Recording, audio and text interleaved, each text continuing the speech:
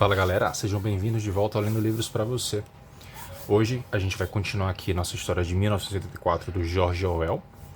E a gente parou no capítulo 2 no último vídeo, né? A gente falou um pouquinho sobre a edição. Então vamos lá. Já se inscreve no canal, deixa o like no vídeo, aquela coisa toda. E vamos começar aqui. Capítulo 2. Ao colocar a mão na maçaneta, Winston percebeu que tinha deixado o diário aberto na mesa. Vixe Maria. Abaixo o grande irmão estava escrito por toda parte, em letras quase tão grandes a ponto de serem legíveis do outro lado da sala. Ele tinha feito algo inconcebível de tão estúpido, tamanha burrice. Porém se deu conta de que, mesmo em pânico, não queria manchar o papel cor de creme por fechar a caderneta enquanto a tinta ainda estava úmida. Burro, mas nem tanto, né? E aí ele respirou fundo e abriu a porta. No mesmo instante foi inundado por uma onda quente de alívio. Uma mulher descorada, com aparência esmagada, cabelos finos e um rosto enrugado, estava do lado de fora. Ela começou num resmungo desolador.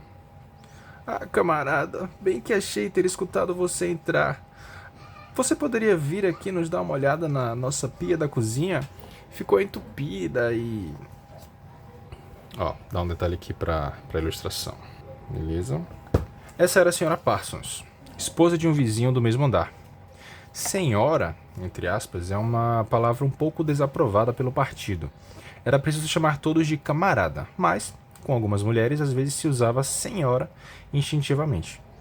Ela tinha cerca de 30 anos, mas parecia muito mais velha. A impressão era de que sempre havia poeira nas rugas do seu rosto. Winston a seguiu pelo corredor. Esses trabalhos amadores de concerto eram uma irritação quase diária. As mansões da Vitória eram compostas de apartamentos velhos construídos por volta de 1930 e estavam caindo aos pedaços. O gesso descamava e caía do teto e das paredes constantemente, os canos explodiam em todas as nevascas mais fortes, o telhado vazava sempre que tinha neve, o sistema de aquecimento operava com metade da potência, isso quando não estava desligado por completo por questões de economia, né? Os reparos, tirando aqueles que o próprio morador conseguia fazer, tinham que ser aprovados por comitês remotos que eram capazes de adiar o conserto do vidro de uma janela por 2 anos. Claro que é só porque Tom não está em casa, Sra. Parsons comentou vagamente. O apartamento dos Parsons era maior que o de Winston e precário, só que de uma maneira diferente. Tudo tinha uma aparência gasta, esmagada, como se o lugar tivesse sido visitado por algum animal grande e violento. Acessórios esportivos, como tacos de hóquei, luvas de boxe, uma bola estourada, um par de bermudas suadas viradas do avesso. Tudo isso jazia no chão, e na mesa havia um amontoado de pratos sujos e livros de exercícios cheios de orelhas. Nas paredes, faixas escarlates da Liga da Juventude e dos Espiões, e um pôster em tamanho real do Grande Irmão. Também havia o cheiro usual de repolho cozido, comum a todo o prédio, mas que ali era atingido por um cheiro mais forte de suor, que dava para sentir na primeira fungada, embora fosse difícil entender como, porque era o suor de uma pessoa que estava ausente naquele momento. Credo. No quarto ao lado, alguém com um pente e uma tira de papel higiênico estava tentando acompanhar a música alta que ainda saía da teletela. São as crianças, disse a Sra. Parsons, lançando um olhar meio apreensivo para a porta. Elas não saíram hoje e, claro que... Sra. Parsons tinha o hábito de interromper as frases pela metade. A pia da cozinha estava cheia quase até o topo, com uma água suja esverdeada que cheirava pior que repolho. Winston se agachou e examinou o encaixe do cano. Ele detestava usar as próprias mãos e detestava se agachar, o que sempre podia despertar um acesso de tosse nele. Sra. Parsons ficou olhando desamparada. Ah, claro que se Tom estivesse em casa, ele ajeitaria isso num instante, ela disse. Ele ama essas coisas, ele é tão bom com as mãos, o Tom. Parsons era colega de trabalho de Winston no Ministério da Verdade. Era um sujeito gorducho, mais ativo, dotado de uma estupidez paralisante, uma massa de entusiasmos imbecis.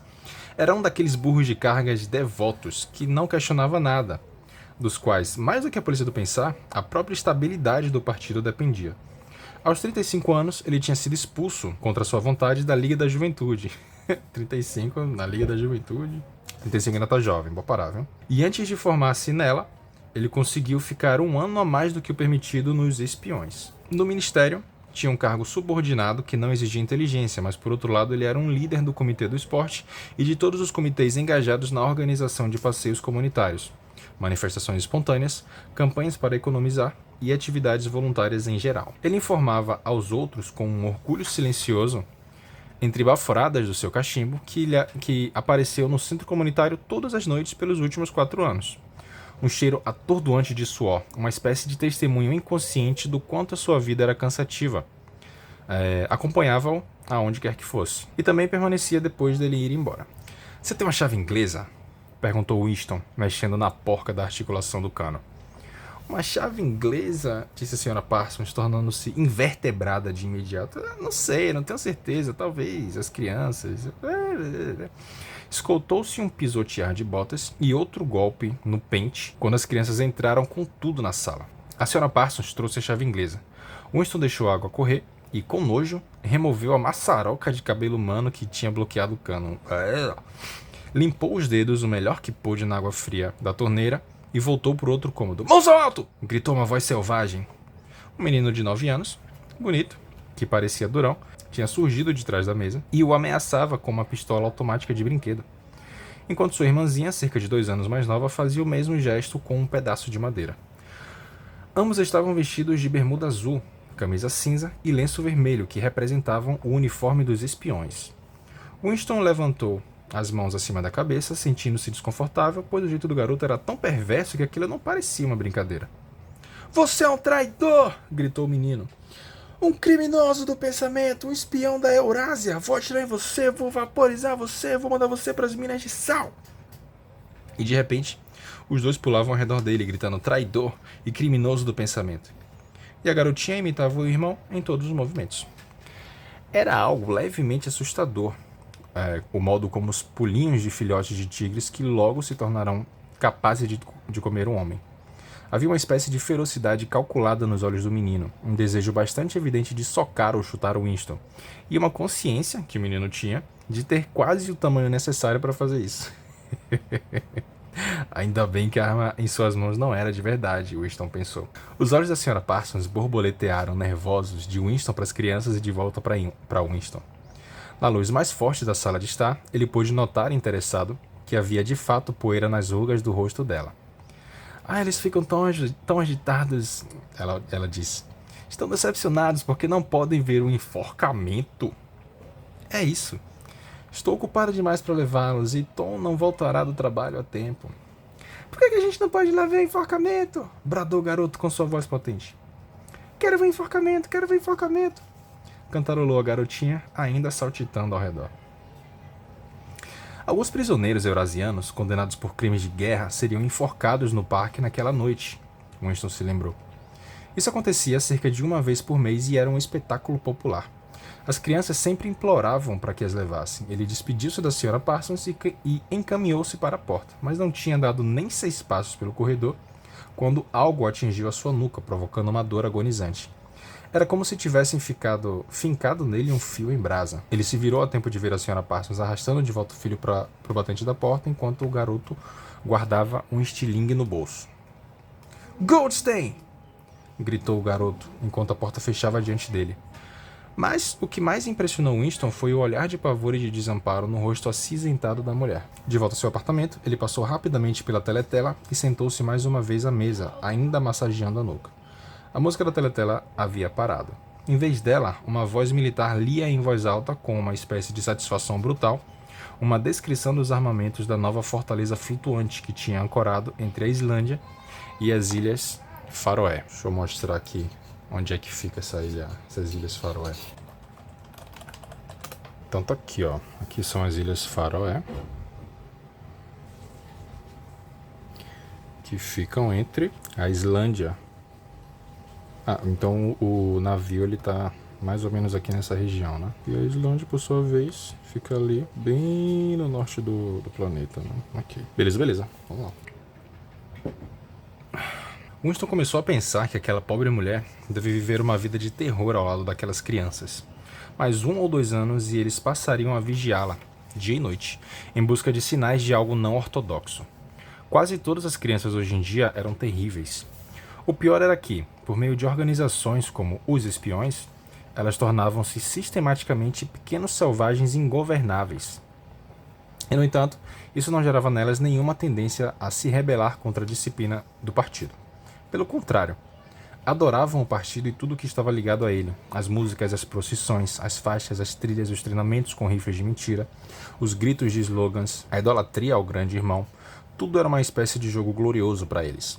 Toda sua ferocidade era dirigida para as coisas externas, contra os inimigos do Estado, contra os estrangeiros, traidores, sabotadores, criminosos do pensamento. Era quase normal que pessoas com mais de 30 anos temessem seus próprios filhos. E por um bom motivo, pois quase toda semana o The Times trazia um parágrafo descrevendo como algum bisbilhoteirozinho pequeno herói, entre aspas, que era como em geral se referiam às crianças, tinha entreouvido algum comentário comprometedor e tinha denunciado seus pais à polícia do Pensar. A dor do tiro de estilingue havia passado. Ele pegou sua caneta, um tanto desanimado, perguntando a si se ainda era capaz de escrever mais alguma coisa no diário. E de repente começou a pensar em O'Brien outra vez. Deixa eu mostrar aqui direitinho a outra ilustração que eu não mostrei. Ei, criança, viu? Pelo amor de Deus. De repente começou a pensar em O'Brien outra vez. Anos antes. Isso tinha sido há quanto tempo? 7 anos devia ser. Sonhou que caminhava por um quarto totalmente escuro e alguém sentado ao seu lado disse quando ele passou: "Nós nos encontraremos no lugar onde não há escuridão." Isso foi dito de um modo muito silencioso, de forma quase casual, uma constatação, não uma ordem. Ele continuou caminhando sem parar. O curioso foi que, na época, no sonho, as palavras não o impressionaram tanto, só mais tarde e aos poucos que pareceram ganhar significado. Não conseguia se lembrar agora se tinha sido antes ou depois do sonho que ele viu O'Brien pela primeira vez. Nem era capaz de recordar quando identificou que a voz do sonho era de O'Brien. Porém, seja como for, havia essa identificação. Ele ligou a voz do sonho à voz de O'Brien, né? Tudo isso na cabeça dele mesmo. Foi O'Brien quem falou com ele no escuro. Winston nunca teve certeza. Mesmo depois da troca de olhares naquela manhã, ainda era impossível saber de fato se O'Brien era amigo ou inimigo. Isso também não parecia importar muito. Havia um laço de compreensão entre os dois, mais importante do que o afeto ou o espírito partidário. "Nós nos encontraremos no lugar onde não há escuridão", ele disse. Winston não sabia o significado daquilo, apenas que de um jeito ou de outro viria a se tornar realidade. A voz da Teletela pausou. Um sopro de trompete límpido e belo flutuou pelo ar estagnado. E a voz áspera continuou. "Atenção, atenção, por favor. Notícias de última hora chegando do fronte Malabar. Nossas forças no sul da Índia alcançaram uma vitória gloriosa. Estou autorizado a afirmar que a ação que relatamos agora pode muito bem colocar a guerra a uma distância visível do seu fim. Eis a reportagem." "Lá vem má notícia", pensou Winston. E confirmando isso, depois de uma descrição sanguinolenta da aniquilação do exército eurasiano com números estupendos de mortos e prisioneiros, veio o anúncio de que, a partir da semana seguinte, a ração de chocolate seria reduzida de 30 para 20 gramas. Winston arrotou de novo. O efeito do gin ia desaparecendo, deixando-o com um sentimento de vazio. A Teletela, talvez para celebrar a vitória, talvez para abafar a lembrança do chocolate perdido, emendou ao anúncio a música Oceania, Glória a Você. Nesse momento, mas eles estão em Londres, né? Não na Oceania. Nesse momento, as pessoas deveriam se levantar para prestar atenção. No entanto, a posição de Winston era invisível. Oceania, Glória a Você abriu caminho para uma música mais leve. Winston foi até a geladeira, mantendo-se de costas para a Teletela. O dia ainda estava limpo e gélido. E em algum lugar distante, um míssel explodiu com um rugido seco e reverberante. Atualmente, caíam cerca de 20 a 30 por semana em Londres. Estão em Londres. Não entendi porque que a música do partido é para outra região. Sei lá, né? Na rua, o vento fazia tremular o pôster rasgado, sacudindo-o de um lado para o outro, e a palavra Ingsoc aparecia e desaparecia de forma intermitente. Ingsoc, os preceitos sagrados do Ingsoc, nova língua, duplo pensar, a mutabilidade do passado. Ele sentia como se estivesse vagando pelas florestas do fundo do oceano, perdido num mundo monstruoso onde ele mesmo era o monstro. Ele estava só. O passado estava morto e o futuro era inimaginável. Que certeza possuía de que uma só criatura humana estava do seu lado? E como saber que o domínio do partido não duraria para sempre? Como se fosse uma resposta, os 3 slogans na parede branca do Ministério da Verdade lhe disseram: guerra é paz, liberdade é escravidão, ignorância é força. Tirou uma moeda de 25 centavos do bolso. Ali também, em uma letra minúscula e nítida, estavam escritos os mesmos slogans, e na outra face da moeda estava o rosto do grande irmão. Mesmo na moeda, os olhos o perseguiam. Nas moedas, nos selos, nas capas dos livros. Ó, o olho do grande irmão.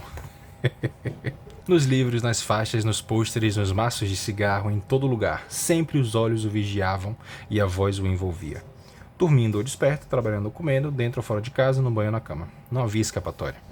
Nada era seu, exceto os poucos centímetros cúbicos dentro do seu crânio. O sol tinha se deslocado e a miríade de janelas do Ministério da Verdade, sem aquela luz brilhando nelas, pareciam sombrias como as brechas numa fortaleza. Seu coração estremeceu diante da enorme construção piramidal. Essa aqui, ó. Seu coração estremeceu diante da enorme construção piramidal. Era forte demais, não podia ser invadida. Milhares de mísseis não a derrubariam, e perguntou-se mais uma vez para quem escrevia o diário. Para o futuro, para o passado, para uma época que podia ser imaginária. E à sua frente encontrava-se não a morte, mas a aniquilação. O diário seria reduzido a cinzas e ele a vapor. Bastava a polícia do pensar ler o que tinha escrito para que varressem aquilo para fora da existência e da memória. Como apelar ao futuro quando nem um traço de você, nem mesmo uma palavra anônima rabiscada num pedaço de papel, poderia sobreviver fisicamente? A teletela marcou 14 horas. Ele precisava sair em 10 minutos, deveria voltar ao trabalho às 14h30. Curiosamente, o ressoar das horas parecia tê-lo animado. Ele era um fantasma solitário, verbalizando uma verdade que ninguém jamais escutaria. Mas desde que ele a verbalizasse, de um modo obscuro, a continuidade não se romperia. Não era se fazendo ouvir, mas se mantendo são que se carregava o legado humano. Voltou para a mesa, mergulhou a caneta na tinta e escreveu: ao futuro ou ao passado, há um tempo em que o pensamento é livre, quando os homens são diferentes uns dos outros e não moram sozinhos. Há um tempo em que a verdade existe e o que está feito não pode ser desfeito. Da era da uniformidade, da era da solidão, da era do grande irmão, da era do duplo pensar, minhas saudações. Ele já estava morto, refletiu. Parecia-lhe que só agora, quando começou a conseguir formular seus pensamentos, que tinha tomado o passo decisivo. As consequências de cada ato estão inclusas no ato em si. E aí ele escreveu: crime pensar não acarreta a morte.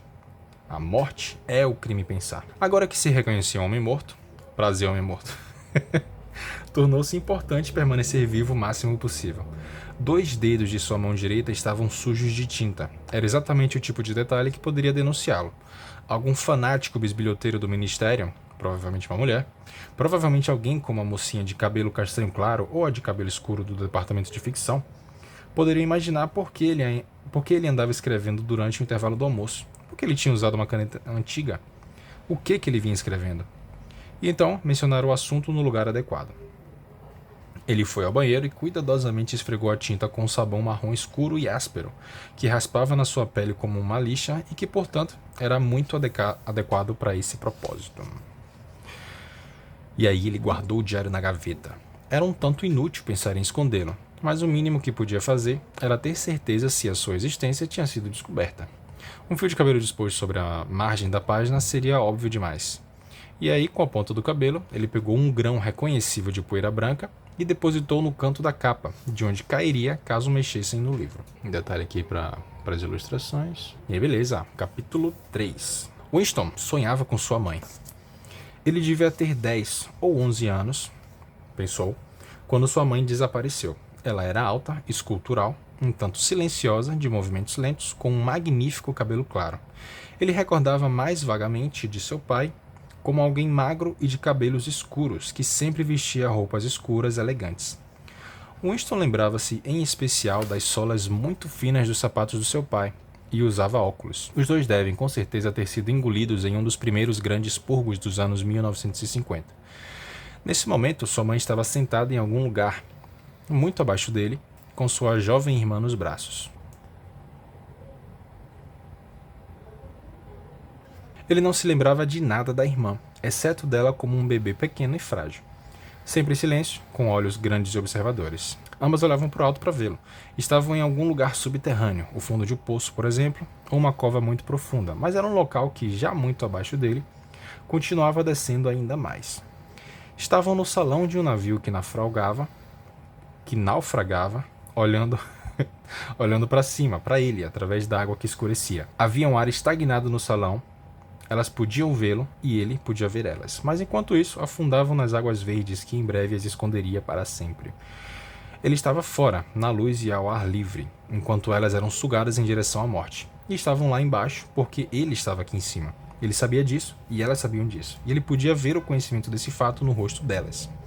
Não havia recriminações no rosto ou no coração delas, apenas a compreensão de que precisavam morrer para que ele permanecesse vivo, e de que isso era parte da ordem inevitável das coisas. Ele não era capaz de lembrar o que tinha acontecido, mas sabia no seu sonho que, de certa maneira, a vida de sua mãe e de sua irmã tinha sido sacrificada pela vida dele. Era um daqueles sonhos que, embora mantivessem o cenário típico de um sonho, representam uma continuidade da vida intelectual de uma pessoa, em que é possível se tornar ciente de fatos e ideias que ainda parecem novos e valiosos quando se está acordado. O que de repente impactou Easton dessa vez foi o fato de que a morte da mãe, ocorrida havia quase 30 anos, tinha sido trágica e triste de uma maneira que deixou de ser possível. A tragédia, ele percebia, pertencia a uma era antiga, uma época que ainda existia privacidade, amor e amizade.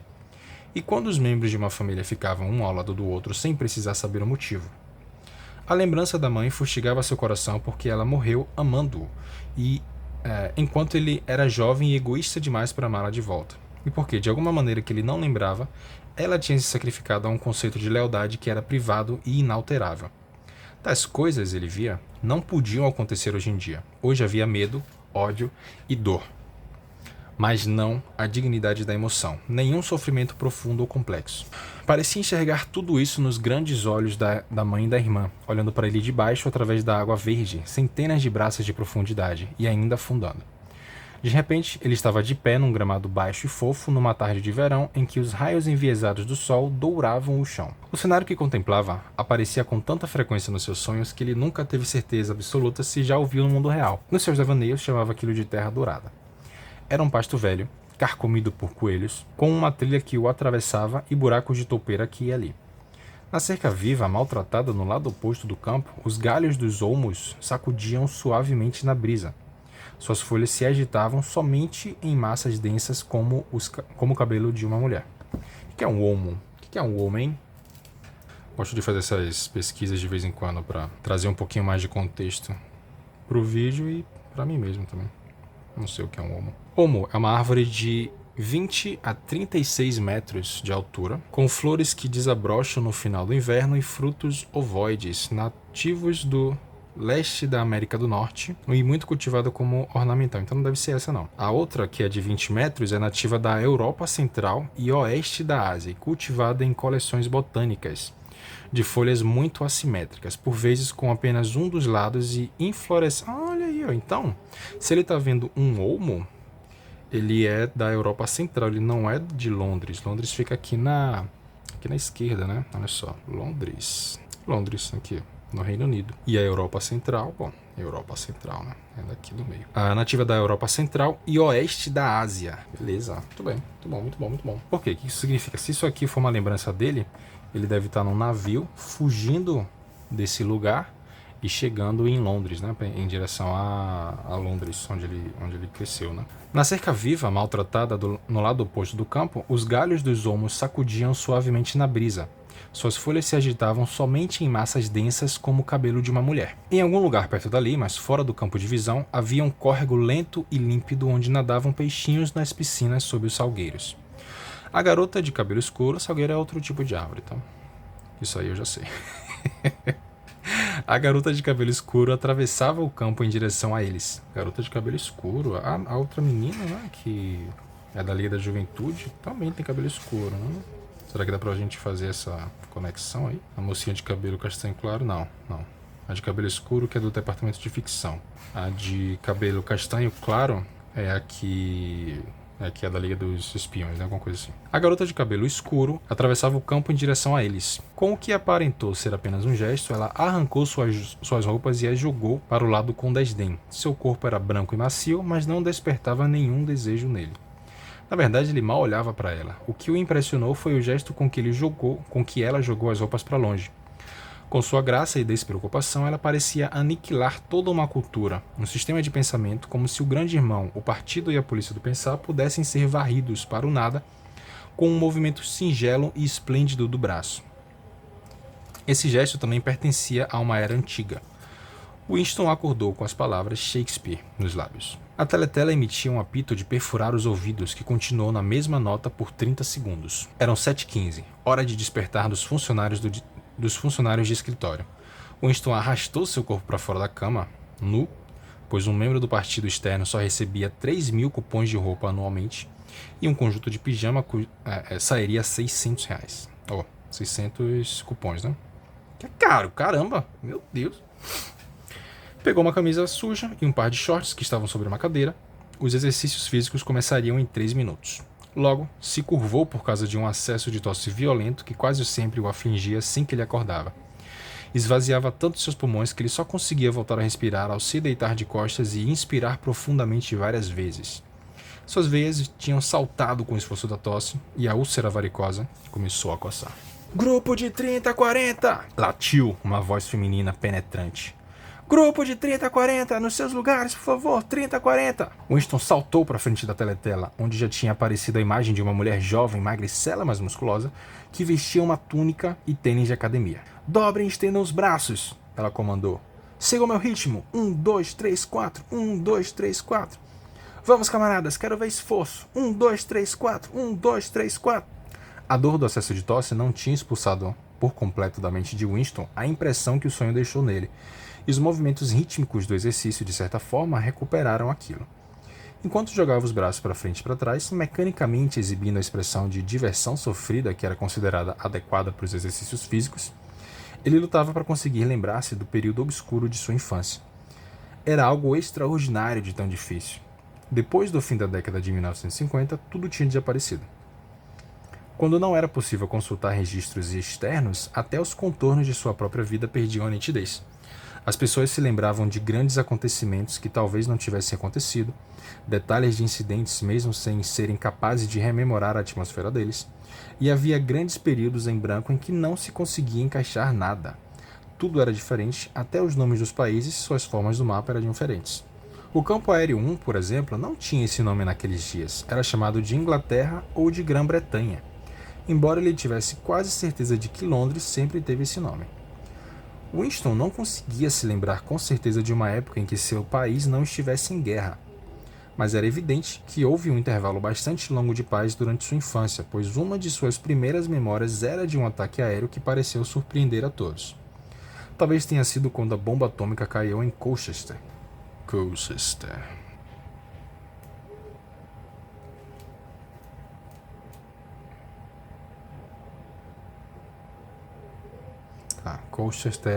Colchester já é no Reino Unido. Aqui.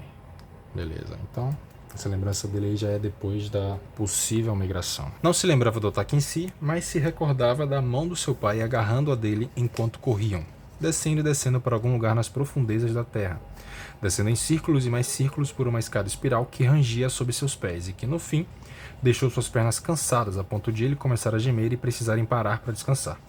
Sua mãe, com seu jeito lento e onírico, os seguia muito atrás. Ela carregava a irmã dele, ainda bebê, ou talvez fosse apenas um amontoado de cobertores. Ele não tinha certeza se sua irmã já tinha nascido na época.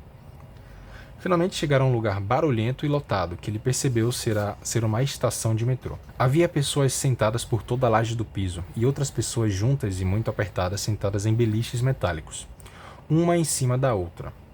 Winston e seus pais encontraram um lugar no chão para si.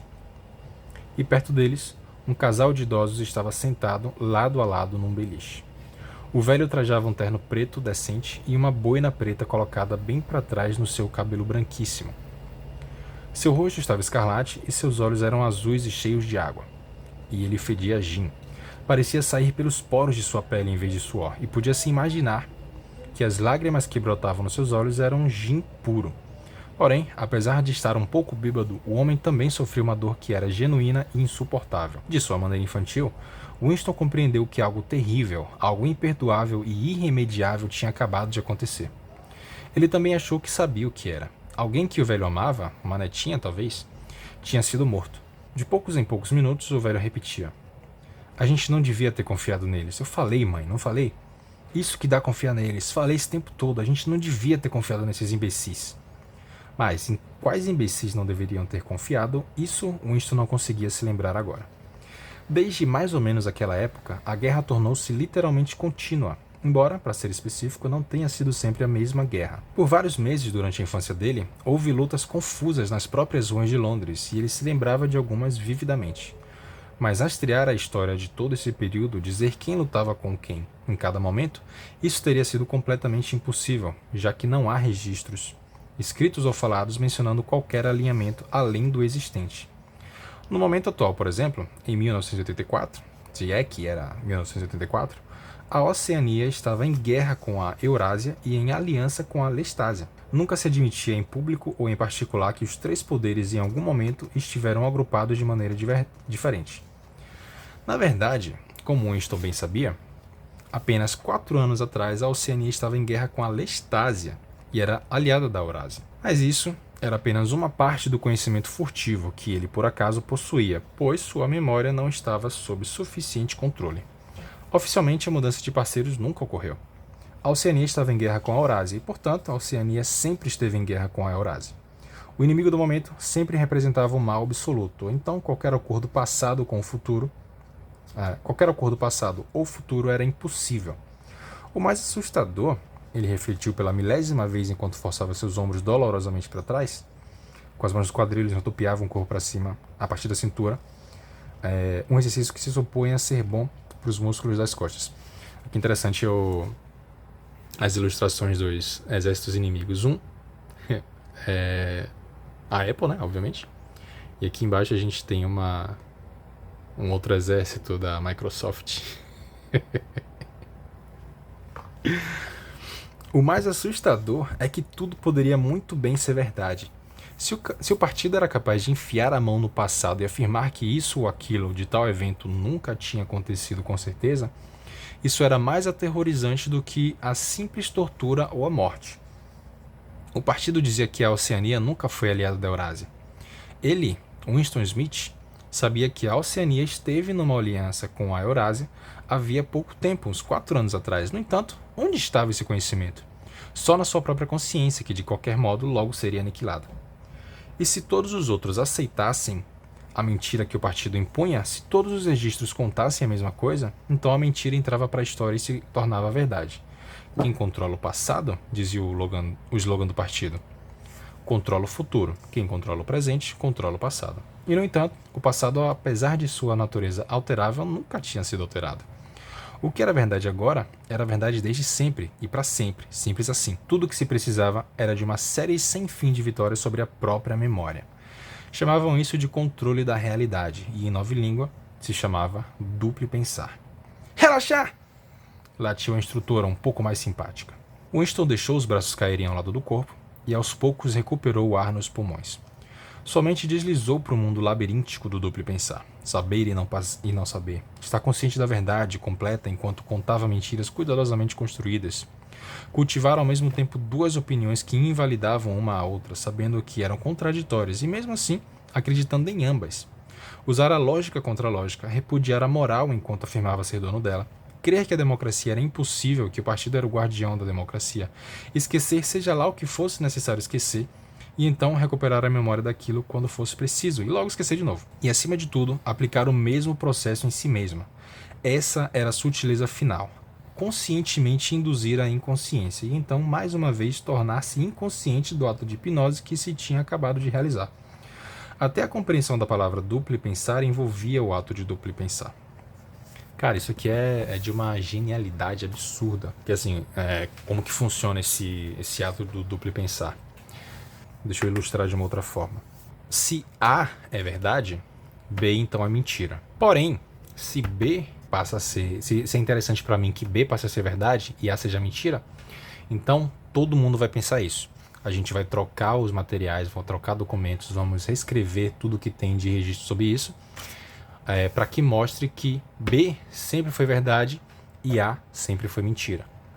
E aí a gente troca isso, todo mundo vai ter a mesma narrativa e, pior do que isso, a cartada final, a cereja no topo do bolo vai ser você conscientemente, você vai se esquecer, você vai enganar sua própria memória de que em qualquer momento no passado foi diferente disso. Não, B sempre foi verdade e A é que era mentira. Não, e se alguém falar, ué, o que é verdade, A ou B? Em algum momento isso foi diferente? Não. Todo mundo vai dizer, vai saber o que é isso. E aí no futuro, no dia seguinte, pode acontecer literalmente a mesma coisa. A passa a ser verdade e B é mentira. E aí você faz o mesmo processo, repete, mente para si mesmo, se hipnotiza, né, como ele falou aqui, desses fatos e esquece completamente que em qualquer dia isso foi diferente. E aí a instrutora chamou a atenção deles outra vez. E agora vamos ver quem consegue alcançar os dedos dos pés, ela disse entusiasmada. Dobrando só o quadril, por favor, camaradas. 1, 2, 1, 2. Winston detestava esse exercício, que provocava dores agudas dos calcanhares às nádegas, e muitas vezes terminava causando um outro acesso de tosse. A sensação quase agradável sumiu de suas meditações. O passado, ele refletiu, não apenas foi alterado, tinha sido de fato destruído. Pois como seria possível estabelecer o mais óbvio dos fatos quando não havia registros escritos fora de sua própria memória? Tentou se lembrar qual foi o primeiro ano que ouviu falar do Grande Irmão. Ele achou que devia ter sido por volta da década de 60, mas era impossível ter certeza. Na história do partido, é claro, o Grande Irmão figurava como líder e guardião da Revolução desde os primeiros dias. Seus feitos foram empurrados cada vez mais para trás no tempo até se estenderem rumo ao mundo fabuloso dos anos 1940 e 1930. Quando os capitalistas em seus chapéus cilíndricos esquisitos ainda percorriam as ruas de Londres em carros reluzentes ou carruagens com laterais de vidro puxadas por cavalos. Não havia como saber o quanto essa lenda era verdadeira ou inventada. Winston não era sequer capaz de lembrar em que data o próprio partido passou a existir. Não acreditava ter ouvido a palavra INSOC antes de 1960, mas talvez fosse possível que, em velha língua, seja socialismo inglês. Mas era possível que em velha língua tenha aparecido antes. Tudo se derretia numa névoa, às vezes de fato era impossível apontar uma mentira indubitável. Na verdade, por exemplo, como constava nos livros de história do partido, que o partido tinha inventado os aviões. Ele se lembrava de aviões desde sua primeira infância, mas não dava para provar nada, nunca havia provas. Apenas uma vez em toda a sua vida ele segurou em suas mãos uma prova documental indiscutível da falsificação de um fato histórico. E nessa ocasião... Smith! Gritou a voz desagradável da tela. 6079 Smith W. Sim, você mesmo, mais para baixo. Você consegue fazer melhor que isso, você não está nem tentando. Mais para baixo, por favor. Agora sim, camarada, agora relaxem, toda a equipe e me observem. Há um detalhe aqui na prova incontestável que o Winston viu. E aqui... Um suor quente e repentino começou a escorrer por todo o corpo de Winston. Seu corpo permaneceu completamente inescrutável. Nunca demonstrar desprezo, nunca demonstrar ressentimento.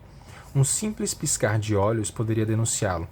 Ele ficou observando a instrutora levantar os braços acima da cabeça e, não dá para dizer que com graça, mas com uma simplicidade e eficiência impressionante, curvou-se e encaixou a primeira falange do dedo debaixo dos pés.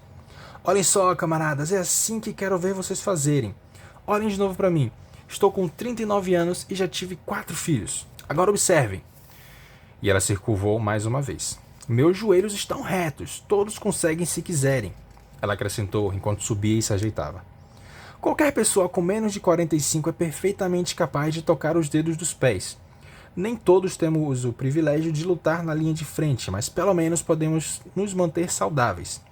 Lembrem-se dos rapazes no fronte Malabar e os marinheiros da fortaleza flutuante. Pensem no que eles têm que aguentar. Agora tentem de novo. Melhorou, camarada, muito melhor.